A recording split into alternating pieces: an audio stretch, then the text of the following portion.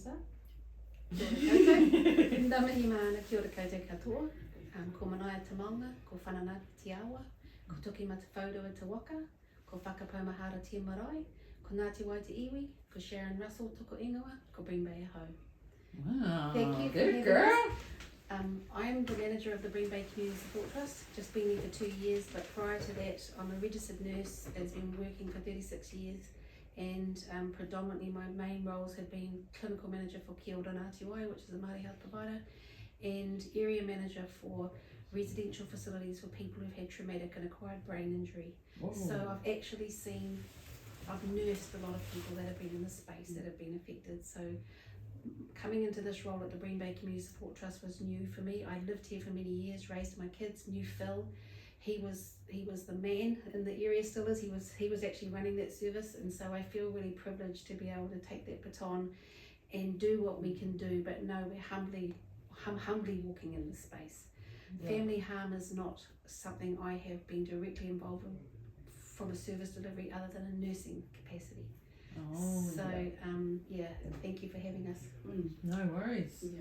Kia ora, ko titumu I te maunga, ko kaihu te awa, ko mahui ki te rangi te waka, ko Ngāti Hina te hapu, ko Ngāpui te iwi, ko Tui Raymond toko ingoa. I started working at the Bream Bay Trust about a year and a bit ago. Been affected by family harm and from childhood all the way up to adult.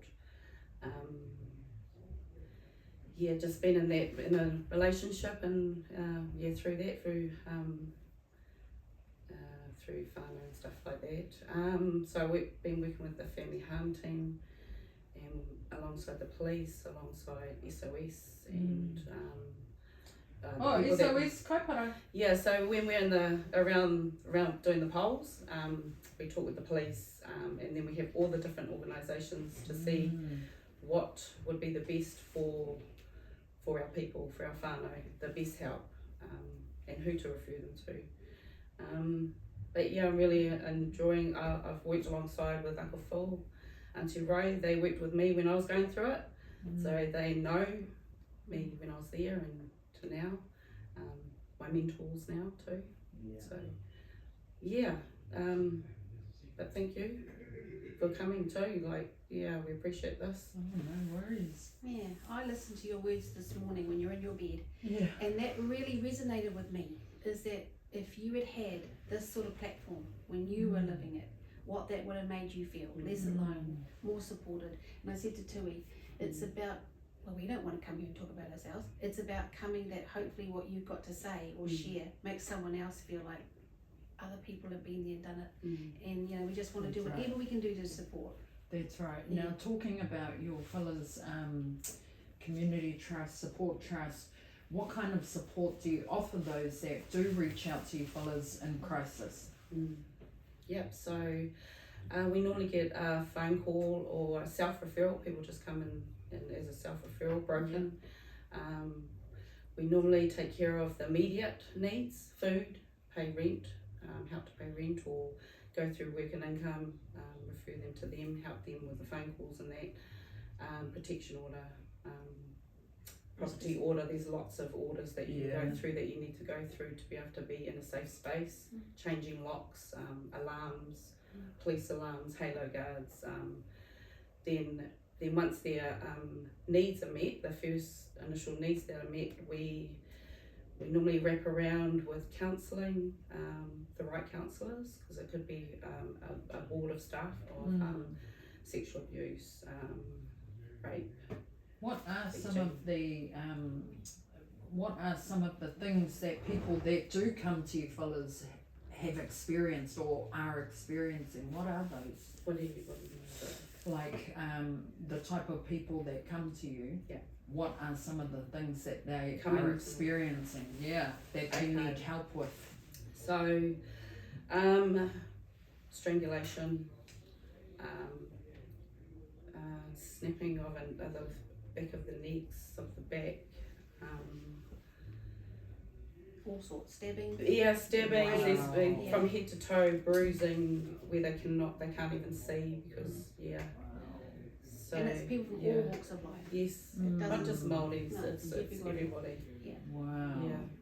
Yeah. So let's say a mother of 3 contacts you, Yeah. and she is in desperate need to get out of her situation. She doesn't want to go back there with her children. What is your guys' step-by-step process into helping to keep her safe and assisting her? I'll start off from how they come. However the referral comes in, we follow the same process. Yeah. The team involved, which is the social worker and TUI, get together and they look at what the need is and who's the appropriate person to go and meet with them in the first instance. They contact them, they go wherever they need to be, whether they come to us or you go to them, and you do your assessment, Yeah. risk assessment, and Yeah. from that is what you decide who needs to be brought in and at what pace. Yeah, because we never do it alone. We never Yeah. make decisions alone. We always have a team of us where we all bounce off each other and we're all, putting in the right people in place. Otherwise, if you give the wrong person and put the wrong person in place, it can be actually quite dangerous. And we try and Yeah. minimise the number of people coming into their space because they've already gone through something really traumatic. So who's the right person and at what stage do they feel comfortable for someone else to come in? The Green Bay Trust has Māori mental health counsellor. We have an art therapist. We have community connectors, and we've got social workers and TUI in a support role. So there's a raft of people, and then there's youth workers. So there's a raft of people that come in that we provide services, but we also are a connecting point for a lot of other agencies like drug and alcohol counselling. We have Plunkett, we have a whānau Ora primary healthcare service. We have lots of other services that come in, MSD, corrections, so we try and see what can we wrap around that whānau, but looking at the priority. And I always say to Tui and the team, you've got to meet them where they want to be met. And where they want to be met is where you start and you go as fast or as slow as they want. How far does your fellas reach for people that want to? It's quite an area, right? Yeah, Like 1-2 Point, Waipu. Yep. Mangatoroto, Mangatoroto. Oakley, Silverdale, Yeah. Silverdale, Springfield. Yeah. Yeah, so before Whangarei. Wow. And before you get to the Brenduins. Oh yeah. So you don't go over the Brenduins, that's Taha's base after that. So yeah, sort of up to the Brenduins and then inland and around. Awesome. Who do you help mainly? Is it women, men, children? All of them. Everybody. Hey. Yeah. Yeah. Because you have a lot of broken children coming as well. What's your beaten as fellas well. step by step with when children come into the mix? We obviously got to bring the whānau in as well at the same time. We like to draw on whānau first, and the wider whānau too, because they know there's no traumatising taking the kids to somebody else, Yeah. So, and if the whānau's not interested or whatever, well then we go through the risk assessments and just got to have the right people to put in place. Most of the time it's counselling. Most of the time they need to get past that trauma and to talk about it, because a lot of them don't talk about it, especially males, kids. Yeah, boys. Yeah. Marcy is a good resource, the art Yeah, therapist. our art therapist is amazing. Yeah, definitely. Oh, the whole team is amazing. Yeah. We all work tightly together. But it's we can't help anybody if we haven't got the buy-in of everybody. So we go at the slowest, the pace of the slowest person. Yeah. Hard out. Are there any restrictions as to who you can help or how much you can help? There's no restrictions to who we can help. We'll help anybody. Like we know that you can't just help.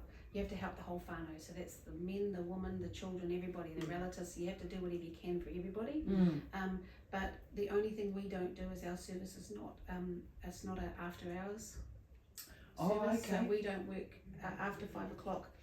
That's just because you have to be accredited to a certain level to provide the crisis level at that level. So it is Trifina House that take over this area at night time. Oh, okay. So there is a drop-in area if something happens and you just need to get the fuck out of there. Yeah. Oh, man. Yeah.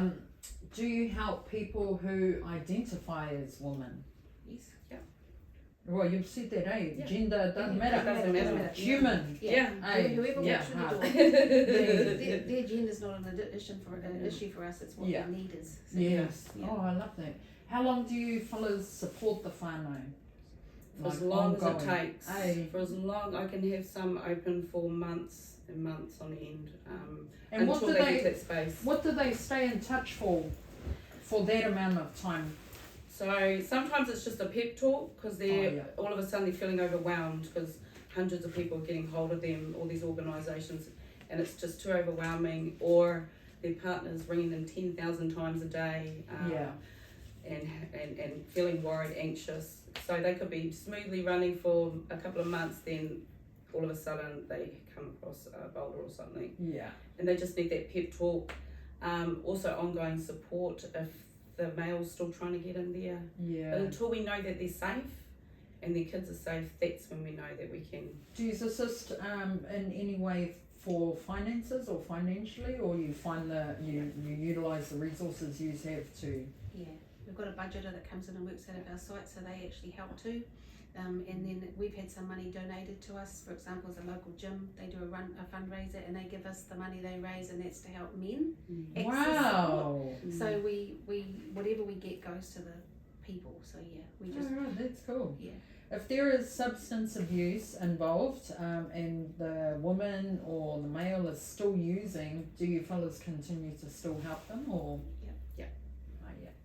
Yeah. Cool. No judgment. No, that's part of With their no journey. judgment at all. Got to meet them where they want to be met. Yeah. Yes. And that might not be what they want to address at this stage, but that's okay, because once they know they can trust you, they might come back and let you help with that. Yeah, true. So that. yeah.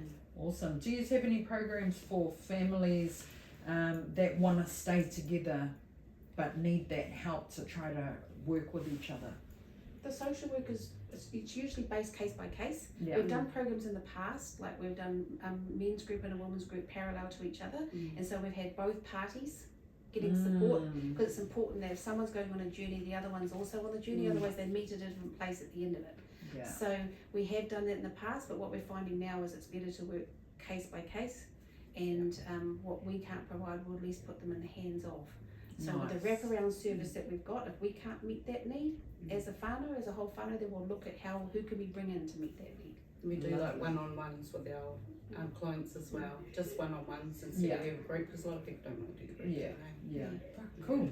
What are just some of the success stories that from families or individuals that you fellas have helped? I think every time someone walks in the door is a success. Yeah.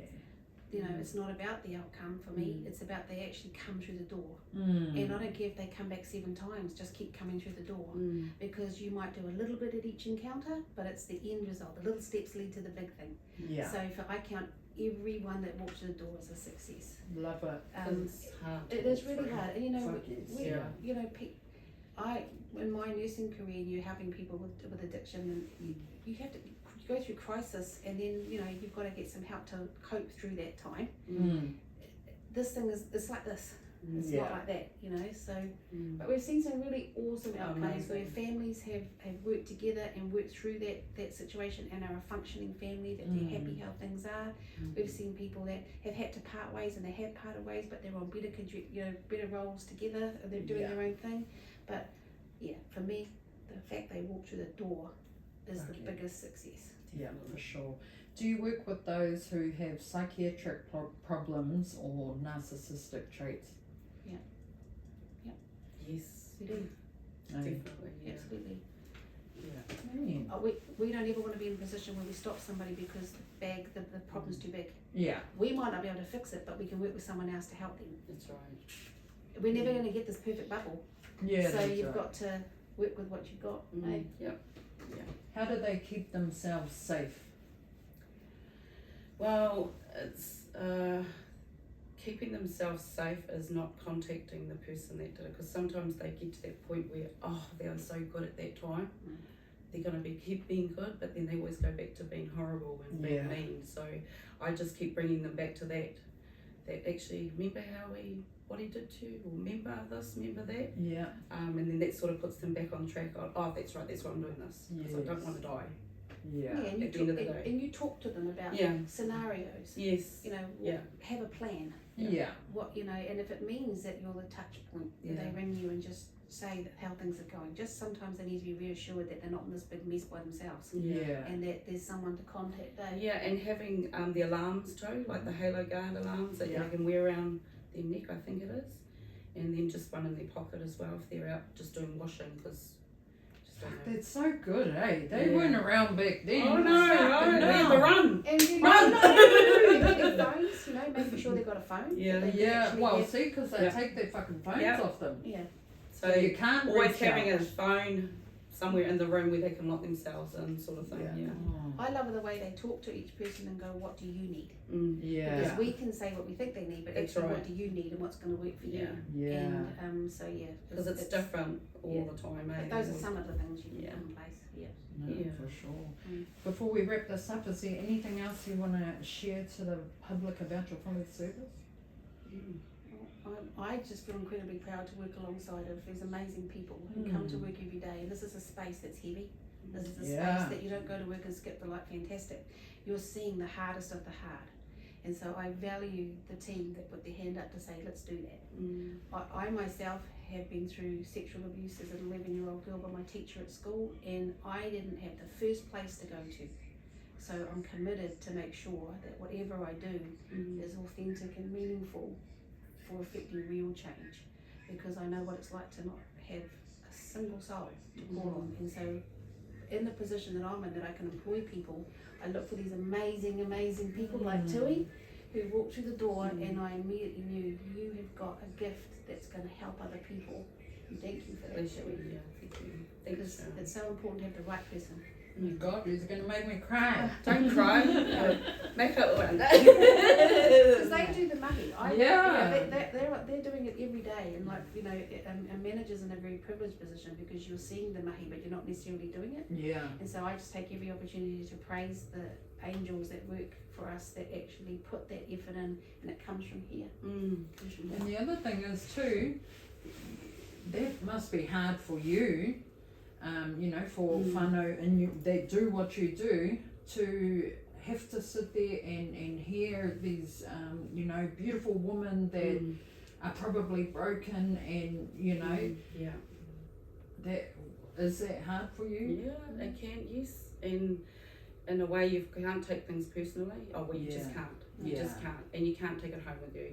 So what I do at the end of the day, I go to the end of the building, out the door, and wipe my feet, leave it there. And I do. Go home to my moko. Yeah. Yeah. It is hard, but I worth it. feel like it's worth it because I see breakthroughs. I see people being saved. If you know what I mean? Yeah. Yeah. Oh, awesome, you fellas. I just want to say a huge mahi out to you fellas for jumping on board with this kaupapa and for doing all the mahi that you fellas do in your community. Ka pai. Thank you. Kia ora.